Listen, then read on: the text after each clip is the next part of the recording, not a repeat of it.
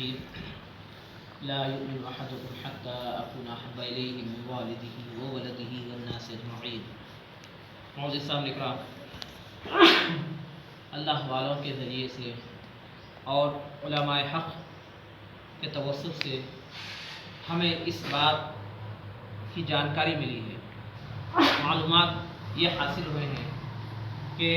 آقائے دو جہاں صلی اللہ علیہ وسلم سے محبت اور آقائے دو جہاں صلی اللہ علیہ وسلم کی محبت کل ایمان ہے، ایمان کا جز یا ایمان کا حصہ نہیں، بلکہ تمام کا تمام ایمان ہی آقائے دو جہاں صلی اللہ علیہ وسلم کی محبت ہے، اسی پر ایمان ہے۔ اور پھر ہم دوسرے معاملات میں دیکھتے ہیں کہ عبادات ہے، نماز، روزہ، زکوٰۃ وغیرہ، اس میں جب غلطی ہو جاتی ہے تو اللہ تعالیٰ معاف کرنے والا ہے، معاف فرما دیتا ہے، اس کا اعادہ ہو جاتا ہے، اس سے دوبارہ نماز پڑھ لے تو وہ غلطی معاف ہو جاتی ہے، ادا ہو جاتی ہے۔ لیکن آقائے دو جہاں صلی اللہ علیہ وسلم سے محبت اور آقائے دو جہاں صلی اللہ علیہ وسلم سے جب معاملات تعلق کا معاملہ آتا ہے تو تھوڑی سی بھی بے ادبی اللہ تعالیٰ برداشت نہیں کر سکتا، تھوڑی بھی بے ادبی، تھوڑی بھی جو ہے سو کمی، محبت میں کمی اللہ تعالیٰ کو پسند نہیں ہے۔ اور یہ تعلیم، یہ سبق ہمیں پڑھایا کون ہے؟ صحابہ کرام رضوان اللہ تعالیٰ علیہ، کیونکہ صحابہ کرام رضوان اللہ تعالیٰ مجمعین کا ماننا یہ تھا کہ ہمارا جو بھی معاملات ہے، جو بھی ہمارا ایمان ہے، وہ آقائے دو جہاں صلی اللہ علیہ وسلم سے محبت ہے۔ باقی عبادات سب بعد میں ہے، عبادات سب بعد میں، لیکن سب سے پہلی چیز آقائے دو جہاں صلی اللہ علیہ وسلم سے محبت۔ اور پھر وہ کیسی محبت ہونی چاہیے؟ تو ایسی محبت کہ اپنے ماں باپ، اپنی اولاد، اپنے گھر بار، اپنے ہر چیز، یہاں تک کہ اپنی جان سے بھی زیادہ اللہ تعالیٰ کے رسول صلی اللہ علیہ وسلم سے محبت ہونا، یہ کامل ایمان کی نشانی ہے، جبھی آپ کا ایمان مکمل ہوتا ہے، ورنہ ایمان ادھورا ہو جاتا ہے۔ جیسا کہ روایتوں میں آتا ہے کہ سیدنا عمر فاروق رضی اللہ تعالیٰ عنہ ایک مرتبہ آقائے دو جہاں صلی اللہ علیہ وسلم سے کہا کہ یا رسول اللہ صلی اللہ علیہ وسلم، میرے ماں باپ، میری اولاد اور دنیا میں جو انسان ہے میرے علاوہ، وہ تمام سے زیادہ میں آپ سے محبت کرتا ہوں، میری جان کے علاوہ، ہر چیز سے، میرے اولاد ہے، میرے ماں باپ ہے، بیوی ہے اور چچا خالو جو بھی ہے، ان تمام سے میں محبت، زیادہ آپ سے محبت کرتا ہوں میری جان کے علاوہ۔ تو آقائے دو جہاں صلی اللہ علیہ وسلم نے پیارا سا جملہ ارشاد فرمایا کہ اے عمر رضی اللہ تعالیٰ عنہ، تمہارا ایمان ابھی کامل نہیں ہوا ہے، مکمل نہیں ہوا ہے۔ کس لیے؟ اس لیے کہ تم اپنی جان کو عزیز سمجھ رہے ہو سرکار دو عالم صلی اللہ علیہ وسلم کی محبت سے، اپنی جان کو پسند کر رہے ہو، تو اس لیے تمہارا ایمان کامل نہیں ہوا۔ اس کے بعد آقائے دو جہاں صلی اللہ علیہ وسلم کے پاس تو ہر مرض کا علاج تھا، جو چیز نامکمل ہوتی اسے آقائے دو جہاں صلی اللہ علیہ وسلم مکمل کر دیتے، چاہے وہ علم کی بات ہو، چاہے دولت کی بات ہو، چاہے معلومات کی بات ہو، جو بھی بات ہو، آقائے دو جہاں صلی اللہ علیہ وسلم کے پاس ہر سوال کا جواب، ہر مسئلے کا حل تھا، ہر مسئلے کا حل تھا۔ تو آقائے دو جہاں صلی اللہ علیہ وسلم نے جب عمر فاروق رضی اللہ عنہ کا یہ جملے سنے اور اب یہ بات سنی، تو اب آقائے دو جہاں صلی اللہ علیہ وسلم نے اپنا دست مبارک، اپنا ہاتھ حضرت عمر فاروق رضی اللہ عنہ کے سینے مبارک پر پھیرا، سینے مبارک پر آپ نے اپنا سیدھا ہاتھ پھیرا، پھر جیسے ہی پھیرا تو حضرت سیدنا عمر فاروق رضی اللہ عنہ خلیفہ دوم کی دنیا بدل گئی۔ جو اب تک یہ کہہ رہے تھے کہ میری جان کے علاوہ ہر چیز سے زیادہ میں آپ سے محبت کرتا ہوں، اب وہ عمر فاروق رضی اللہ عنہ اب صرف سرکار دو عالم صلی اللہ علیہ وسلم کا ہاتھ پھیرنے کی وجہ سے کہتے ہیں کہ یا رسول اللہ صلی اللہ علیہ وسلم، اب میں اپنی جان سے بھی زیادہ میں آپ کو عزیز رکھتا ہوں، اپنی جان سے بھی زیادہ میں آپ سے محبت کرتا ہوں، اپنی جان کی بھی میں پرواہ نہیں کروں گا آپ کی محبت کے معاملے میں۔ تو یہ عمر فاروق رضی اللہ عنہ۔ اب اس میں بات کیا معلوم ہو رہی ہے؟ ایک تو یہ کہ آقائے دو جہاں صلی اللہ علیہ وسلم سے محبت ایسی ہونی چاہیے، ایسی محبت کسی سے نہیں، نہ ماں باپ، نہ بھائی بہن، نہ بیوی بچے، نہ خالو، نہ چچا، یہاں تک کہ اپنی جان سے بھی زیادہ، اپنی ذات سے بھی زیادہ صرف آقائے دو جہاں صلی اللہ علیہ وسلم سے محبت ہونا، وہی کامل ایمان کی نشانی ہے۔ اب اس کے بعد پھر اب یہ عمر فاروق رضی اللہ عنہ اس کا مظاہرہ بھی فرمایا، اپنی جان سے زیادہ اور اپنے ہر رشتہ دار سے زیادہ سرکار دو عالم صلی اللہ علیہ وسلم کو عزیز رکھا، محبت کی سرکار دو عالم صلی اللہ علیہ وسلم سے۔ کیسے؟ جیسا کہ آپ روایتوں میں آتا ہے کہ غزوہ بدر میں حضرت عمر فاروق رضی اللہ عنہ اپنے سگے ماموں کی گردن اڑا دی، وہ کس لیے کہ وہ دشمنوں کے ساتھ تھا، وہ دشمنوں پہلوان تھا، وہ دشمنوں کے ساتھ تھا، یعنی آقائے دو جہاں صلی اللہ علیہ وسلم کے خلاف لڑنے کے لیے آیا تھا. ماموں بعد میں، لیکن یہ دشمن رسول ہے، لہٰذا اس کی گردن اڑا. پھر وہی عمر فاروق رضی اللہ تعالیٰ عنہ جب آپ کے بارے میں ایک مرتبہ کہا، لوگوں نے آ کے کہا کہ فلاں مسجد کا ایک امام ہے، فلاں مسجد کا وہ امام ہے، وہ 30ویں پارے کا 3واں سورہ ہے، سورہ عبس وتولی ان جاءہ الاعمی وما یدرک لعلہ یزکیٰ. وہ سورہ اکثر پڑھتا رہتا ہے، وہ امام اکثر وہ سورہ پڑھتے رہتا ہے. وہ سورہ کا معاملہ کیا ہے، اس کا شان نزول کیا ہے؟ تو اس کا شان نزول یہ ہے کہ ایک مرتبہ سرکار دو عالم صلی اللہ علیہ وسلم کے پاس کفار قریش کے سردار آئے تھے. وہ اسلام کے بارے میں گفتگو کر رہے تھے، اسلام کے بارے میں بات کر رہے تھے. ان کا دل صاف نہیں تھا، دل جو سو گندا تھا، ذہن دماغ میں گندگی بھری ہوئی تھی. وہ بس آقائے دو جہاں صلی اللہ علیہ وسلم کے پاس آئے، وجہ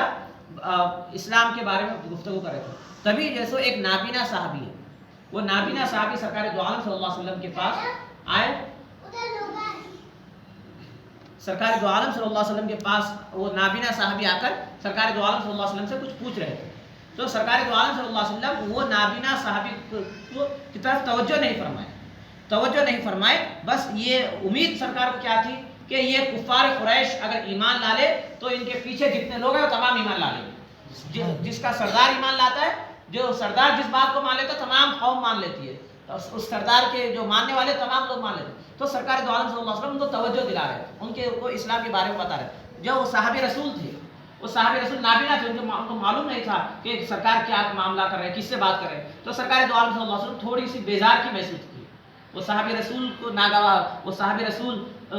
کی طرف توجہ نہیں کیے، ناگواری سرکار پر گزری. سرکار یہ چاہ رہے تھے کہ وہ صحابی خاموش ہو جائے تاکہ ان کو اسلام کے بارے میں سمجھا جائے. تو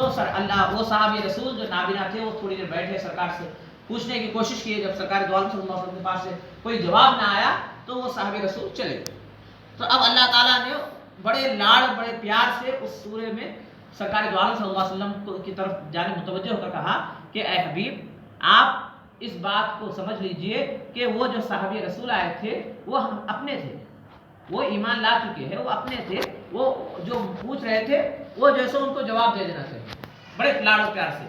اور اس میں کوئی تنبیہ، کوئی حکم نہیں تھا، بلکہ اچھا یہ ہوتا کہ وہ جو کفار قریش تھے وہ کافر تھے، ان کا مہر لگ چکی تھی. ختم اللہ علی قلوبہم وعلی سمعہم وعلی ابصارہم، یعنی ان کے دل پر، ان کی آنکھوں پر، ان کے کانوں پر مہر لگ چکی تھی. اب وہ ایمان لانے کا سوال ہی پیدا نہیں ہوتا. تو آپ ان کے پیچھے جو محنت کر رہے ہیں، کوئی ان سے توقع نہیں، امید خیر کی توقع نہیں، کوئی بہتری کی توقع نہیں ہے. اسی لیے جیسے آپ ان کے پیچھے جو محنت کر رہے ہیں وہ محنت کی ضرورت ہے ہی نہیں،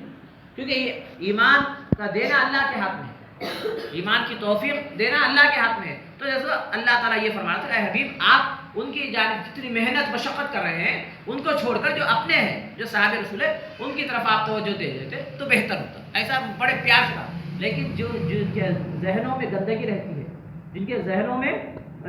خرافات رہتے ہیں، وہ لوگ کوشش کیا کرتے ہیں کہ نعوذ باللہ سرکار دو عالم صلی اللہ علیہ وسلم کے بارے میں کہ کیا کمی ہے، کیا ہے. تو اس کو وہ لوگ یہ سمجھتے ہیں کہ اللہ تعالیٰ نعوذ باللہ سرکار دو عالم صلی اللہ علیہ وسلم کو اس سورہ مبارک میں ڈانٹا ہے. اس سورہ مبارک میں اللہ تعالیٰ نے سرکار کو ڈانٹا ہے یا سرکار کو کے تعلق سے ناراضگی کا اظہار کیا ہے. تو وہ صاحب کے دماغ میں بھی وہی تھا. تو بار بار وہ سورہ پڑھتے تھے نمازوں میں. تو بلایا گیا عمر فاروق رضی اللہ عنہ کو جب اطلاع ملی تو بلا کر پوچھا کہ کیا آپ ہر نماز میں اکثر عبسہ و تولی پڑھتے ہیں؟ تو انہوں نے کہا کہ ہاں میں پڑھتا ہوں. تو اب جب عمر فاروق رضی اللہ عنہ نے یہ بات معلوم ہوئی کہ یہ عبسہ و تولی پڑھتے ہیں، اور وجہ وہ یہ سمجھتے ہیں کہ اس میں نعوذ باللہ سرکار دو عالم صلی اللہ علیہ وسلم کو اللہ تعالیٰ نے تنبیہ کی ہے، ایسی سوچ. تو فوراً عمر فاروق رضی اللہ عنہ تلوار نکالے اور وہ امام کی گردن بڑھا دیا. کہا کہ جو آقائے دو جہاں صلی اللہ علیہ وسلم کے تعلق سے تھوڑا سا بھی جیسے بے ادبی کا خیال رکھتا ہے، تھوڑی سی بھی گستاخی کا سوچ رکھتا ہے، اسے جینے کا کوئی حق نہیں. یہ سوچ کر وہ گردن اڑا کے کہا کہ یہ ویسے تو سورہ میں بڑے لاڑ پیار سے اللہ تعالیٰ نے بتایا، لیکن لوگ اس میں کجی نکالنے کی کوشش کرتے، لوگ اس میں کمی نکالنے کی کوشش کرتے. لوگ کوشش یہ کرتے کہ اس میں جیسے کچھ شاید اللہ تعالیٰ آقائے دو جہاں صلی اللہ علیہ وسلم کے لیے ناراضگی کا اظہار کیا، ویسا تو کچھ ہے نہیں، لیکن لوگ بتانے کی کوشش کرتے. تو عمر فاروق رضی اللہ عنہ وہ امام کی گردن اڑا کر یہ بات بتا دی کہ اسلام میں، دین میں آقائے دو جہاں صلی اللہ علیہ وسلم کے خلاف یا آقا دو جہاں صلی اللہ علیہ وسلم کی شان میں تھوڑی سی بھی گستاخی ناقابل برداشت ہے، تھوڑی سی بھی بے ادبی ہمارے لیے برداشت نہیں ہو سکتی۔ اب دیکھیے یہ تمام معاملات ہیں، اب ہم اپنے آپ کا محاسبہ کریں، اپنا محاصرہ کریں، اپنے آپ کو ٹٹولے ہم کہ آج ہمارا معاملہ کیا ہے۔ آج ہمارا معاملہ یہ ہے کہ اب الیکٹرانک میڈیا کا دور ہے، ہر چیز پھیلتے جا رہی ہے، ہر چیز سیکنڈوں میں معلوم ہو جا رہی ہے، منٹوں میں معلوم ہو جا رہی ہے۔ اب ہمارے ملک کے ایک علاقے تریپورہ میں فسادات ہوئے، مساجد کو نظر آتش کر دیا گیا، ہمارے سر پہ ہمارے کان پہ جوں نہیں رہیں گے، کوئی احساس ہمیں نہیں ہے، کسی کو کوئی فکر نہیں، سب اپنی زندگی میں لگے۔ اس کے بعد پھر ایک بڑا وہ جلوس نکال کر سرکار تو عالم صلی اللہ علیہ وسلم کے خلاف ناشائستہ الفاظ استعمال کیے، ناشائستہ الفاظ، بہت برے الفاظ استعمال کیے۔ لیکن وہ حکومت ان کی ہے، اس لیے ان کو حکومت سے کوئی توقع بھی نہیں، کچھ کر بھی نہیں سکتی حکومت۔ اور مسلمانوں کی بے حسی یہ ہے کہ مسلمان یہ سمجھ رہا ہے کہ حکومت کچھ کرتی ہے، حکومت کچھ کرتی ہوگی، لیکن حکومت خود کرا رہی ہے، مسلمانوں کے خلاف سازشیں کر رہی ہے اور لوگوں کو اکسا رہی ہے، تو حکومت سے کوئی توقع نہیں ہے۔ پھر ہم مسلمان ہیں کہ بس میٹھی نیند سو رہے ہیں، ہم مسلمان ہیں کہ ہمیں کوئی احساس ہی نہیں ہے، ہم مسلمان ہیں کہ ہمیں کچھ معلوم، ایسا ہم جس طرح ایک وہ مقولہ مشہور ہے، ایک بات کہاوت مشہور ہے کہ بلی جب دودھ پیتی ہے تو اپنی آنکھ بند کر لیتی ہے اور یہ سمجھتی ہے کہ ساری دنیا کی آنکھ بند ہے، میں دودھ پی رہی ہوں تو کوئی نہیں دیکھ رہا ہے، تو ویسا مسلمان آنکھ بند کر کے یہ سمجھ رہا ہے کہ اس دنیا میں جو ہے سب صحیح ہو رہا ہے، اپنے آپ کو جیسے وہ دلاسا دے رہا، دھوکہ دے رہا ہے۔ تو بہرحال معززان اکرام، اصل بات یہ ہے کہ ہمارے دل میں آقا دو جہاں صلی اللہ علیہ وسلم کی محبت، یہ ایمان ہے، اور آپ کی محبت ہی کل ایمان ہے۔ اگر